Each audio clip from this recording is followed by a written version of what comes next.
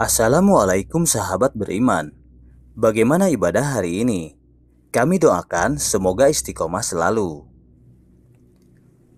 Jin adalah segolongan makhluk ciptaan Allah Subhanahu wa Ta'ala. Keberadaan jin bagi kehidupan manusia tidaklah asing, karena pada hakikatnya keberadaan mereka memang ada.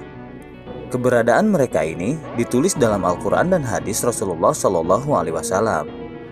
Allah Subhanahu wa Ta'ala berfirman, "Dan kami telah menciptakan jin sebelum Adam dari api yang sangat panas." Quran Surat Al-Hijr ayat 27. Allah Subhanahu wa Ta'ala juga berfirman, "Dan Dia menciptakan jin dari nyala api." Quran Surat Ar-Rahman ayat 15. Sebelum lanjut ke pembahasan, terlebih dahulu tekan tombol subscribe dan jangan lupa nyalakan lonceng notifikasinya. Beri kami komentar agar kami selalu mengupdate video-video terbaru dari channel Madinatul Rasul. Satu hal lagi, mari tonton video ini sampai selesai supaya tidak gagal paham. Silahkan besarkan volume Anda dan selamat menonton. Dalam hadis yang dikeluarkan oleh Imam Muslim dari Aisyah, ia berkata, Rasulullah SAW bersabda, "Malaikat diciptakan dari cahaya, jin diciptakan dari nyala api, Adam diciptakan dari apa yang telah ada pada kalian." Hadis riwayat Muslim nomor 2996. Dengan adanya dalil tersebut, jelaslah jin memang tercipta dan mereka hidup di kalangan manusia. Mengenai hidup dan kehidupan mereka hampir sama dengan manusia. Mereka juga makan dan minum seperti manusia. Mereka juga sekolah dan beragama. Ada yang Islam, ada juga yang Kristen, ataupun Buddha, dan lain sebagainya. Namun walaupun pada kenyataan hidup dan kehidupan mereka ini sama seperti manusia, akan tetapi terdapat perbedaan sedikit dari kesamaan ini. Seperti misalnya bentuk dan rupa mereka. Jika manusia memiliki telinga, hidung, dan organ lainnya, maka demikian samalah juga mereka, namun terdapat sedikit perbedaan saja. Misalnya telinga. Telinga mereka agak sedikit memanjang seperti telinga kuda ataupun kucing. Itulah sebabnya mengapa di dalam Al-Quran dan keterangan hadis, terkadang antara jin dan manusia selalu disamakan dalam satu teks dalil. Seperti Allah berfirman, "Dan aku tidak menciptakan jin dan manusia melainkan supaya mereka ibadah kepadaku." Quran Surat Az-Zariyat ayat 56. Pada ayat yang lain, Allah juga menghubungkan kesamaan manusia dan jin dalam satu ranah yang sama seperti di atas. Di dalam surat Al-An'am ayat 112, 128, dan 130. Surat Al-A'raf ayat 38 dan 179. Surat Hud ayat 119. Surat Al-Isra ayat 88 dan pada ayat yang lainnya. Mengenai nama dan jenis-jenis jin sendiri, mereka juga memiliki tingkatan masing-masing. Ada yang rendah, ada juga yang tinggi. Ada yang lemah dan ada juga yang kuat. Dalam hal ini sama halnya juga seperti manusia. Namun yang menjadi pertanyaan kita adalah, apakah jin dan manusia memiliki hubungan secara komunikasi ataupun mungkin saling menjadi teman antara keduanya? Adapun jawabannya adalah benar, bahwa jin memang memiliki suatu hubungan dengan manusia. Ada kalanya hubungan pada jalan yang merusakkan dan menyesatkan, ataupun hubungan yang mengarah kepada kebaikan. Jin sama seperti manusia. Mereka juga dapat membedakan mana yang baik dan mana yang tidak. Oleh karenanya, jin yang baik disebut dengan jin muslim, dan jin yang tidak baik adalah jin kafir. Terkadang jin yang baik akan bergaul dengan jin yang baik pula. Bahkan tidak jarang, terkadang mereka juga mencari teman yang baik di kalangan manusia yang baik. Maka demikian jugalah sebaliknya. Jin yang jahat akan mencari teman sesama jin ataupun manusia yang jahat pula. Jin inilah yang disebut dalam Islam sebagai jin qarin, yaitu jin pengikut manusia. Di dalam tubuh manusia sebenarnya bukan hanya qarin yang menjadi pengikut baik ataupun buruk pada manusia. Namun terdapat beberapa jin yang lainnya yang sejak manusia lahir mereka sudah menjadikan setiap darah manusia menjadi aliran tempat bertempat tinggal mereka. Dan apa saja jin pengikut lainnya itu? Ada banyak jin yang menghinggap dalam tubuh seorang manusia, terkandung pada amal dan ibadahnya kepada Allah. Jin akan banyak menghinggapi tubuh manusia jika manusia itu jauh dari Allah Subhanahu wa Ta'ala. Demikian juga sebaliknya. Setiap manusia memiliki jin pengikut ataupun jin yang ada di dalam anggota tubuhnya. Keberadaan jin dalam tubuh manusia ini pernah disabdakan oleh Rasulullah SAW. Dari Sofiyah binti Huyai, ia berkata, "Pernah Rasulullah SAW sedang beritikaf, lalu aku mendatangi beliau. Aku mengunjunginya di malam hari. Aku pun bercakap-cakap dengannya. Kemudian aku ingin pulang dan beliau berdiri lalu mengantarku. Kala itu rumah Sofiyah di tempat Usamah bin Zaid. Tiba-tiba ada dua orang Ansor lewat. Ketika keduanya melihat Rasulullah SAW, mereka mempercepat langkah kakinya.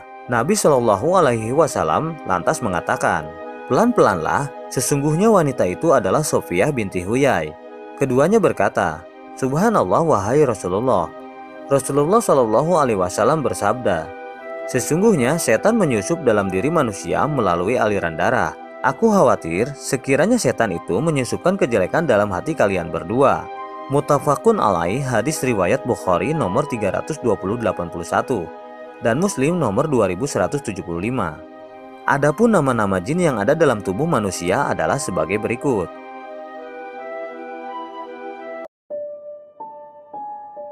Jin Qarin. Jin ini berbentuk sama seperti mana manusia. Ia memiliki telinga, hidung, kaki, tangan, dan anggota tubuh sama lainnya. Jin ini terbagi menjadi dua, ada jin Qarin yang baik dan jin Qarin yang jahat. Namun para ulama menyebutkan bahwa jin Qarin lebih identik dengan jin kafir. Biasanya jin Qarin kafir ini dapat masuk ke dalam tubuh manusia melalui lubang telinga, ubun-ubun, dan anggota badan yang lain. Jin ini juga sering keluar masuk dari tubuh manusia yang tidak taat kepada Allah. Kekuatan jin ini bersumber dari beberapa nama jin yang lebih tinggi darinya, yaitu jin Ifrit, Saka, dan Ja'bar. Dari kekuatan jin inilah Qarin dapat menghinggapi dengan mudah di dalam tubuh manusia. Sumber makanan Qarin bersumber dari aura kejahatan nafsu, seperti sifat dengki yang berlebihan, sifat cemburu, marah, dan sifat buruk lainnya. Untuk melemahkan kekuatan jin ini harus sering dibacakan surat Yasin, tahlil, dan takbir.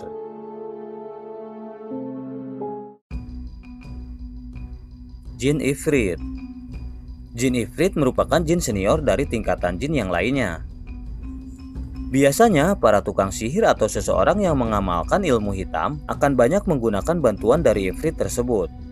Biasanya para dukun akan memberikan tumbal untuk mendapatkan bantuan dari Ifrit dengan tujuan untuk mengganggu dan mencederakan organ tubuh salah seorang manusia.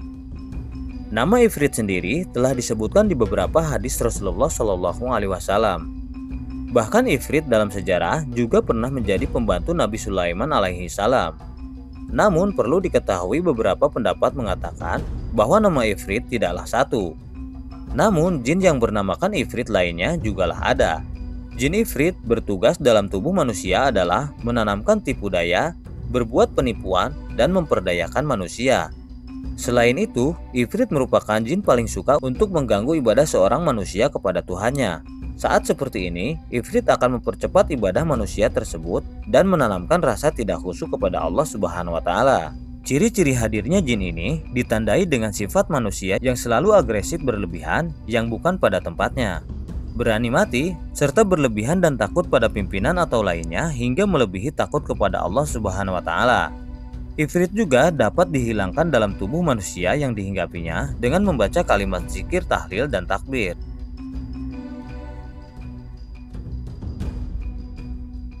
Jin Saka. Jin Saka adalah salah satu nama jin di antara nama-nama jin lainnya. Biasanya Saka digunakan kekuatannya untuk penahanan diri yang dipakai oleh sebagian para dukun atau yang meminta bantuan kepada jin. Saka dapat memberi kekuatan bagi siapapun yang meminta kepadanya, seperti ilmu kebal, ilmu yang dapat menjadikan tubuh sebagai benteng kekuatan, ataupun penggeruh lainnya. Untuk membunuh dan membasmi jin dalam tubuh adalah dengan kalimat zikir, tahlil, dan takbir.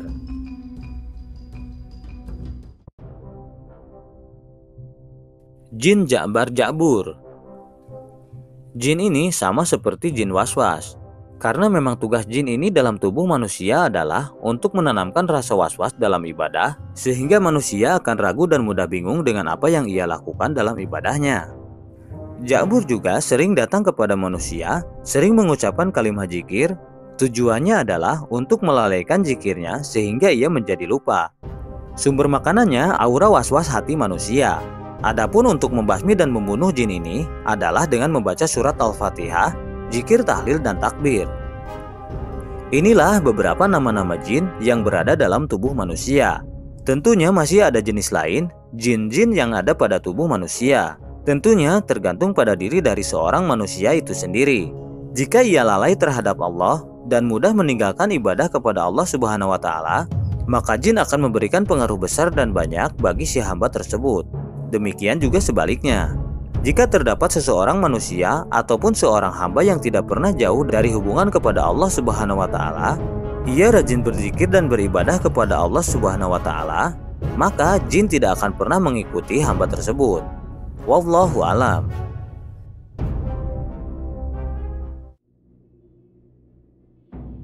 Baiklah sahabat beriman, masih banyak topik yang akan kita bahas.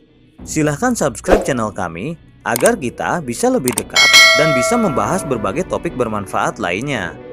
Like bila suka dan unlike saja jika tidak suka dengan video seperti ini. Terima kasih sudah menonton dan sampai jumpa. Wassalamualaikum.